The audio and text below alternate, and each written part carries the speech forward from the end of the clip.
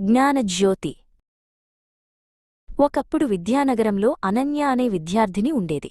ఆమె ప్రతిభావంతురాలు అయినప్పటికీ ఎప్పుడూ తన చదువుకు ఫలితం రావాలని ఆశించేది. మంచి మార్కులు రావడం కోసం మాత్రమే ఒక రాత్రి ఆమెకు ఒక విచిత్రమైన స్వప్నం వచ్చింది. చంద్రకాంతిలో సరస్వతీదేవి స్వయంగా ఆమె ముందు ప్రత్యక్షమయ్యింది. ఆమె చేతిలో ఒక జ్ఞానజ్యోతి ప్రకాశిస్తూ ఉంది. అనన్య అని సరస్వతీదేవి మృదువుగా పిలిచింది. చదువును ఫలితాల కోసం కాదు, జ్ఞానానికోసం ఆరాధించు. బ్రహ్మజ్ఞానం అంటే పవిత్రమైన జ్ఞానం.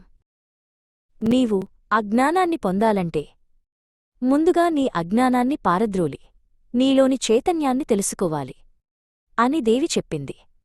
అనన్య ఆశ్చర్యపోయింది. అజ్ఞానాన్ని ఎలా పారద్రోలాలి అమ్మా అని ప్రశ్నించింది. సరస్వతీదేవి స్మితంతో, ఓం అనే మహామంత్రం జపించు. ఓం అనగా నేను. నేను ఎవరో తెలుసుకో. నీలోని శక్తిని తెలుసుకో. నీవు శివశక్తివి అని చెప్పింది. నీ ధ్యానం, నీ దృష్టి, నీ యోగశక్తి నిన్ను దేహధర్మాన్ని దాటి ఆత్మజ్ఞానానికి తీసుకువెళ్తాయి అని దేవి వివరించింది.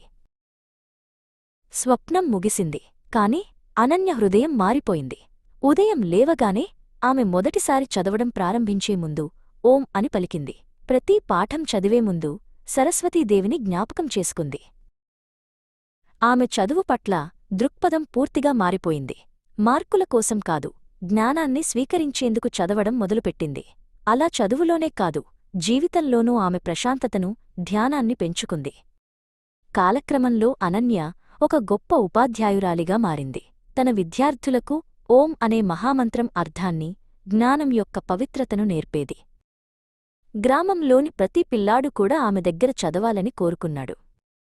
అలా సరస్వతీదేవి ఇచ్చిన జ్ఞానజ్యోతి అనన్య ద్వారా మరెందరికో వెలుగునిచ్చింది.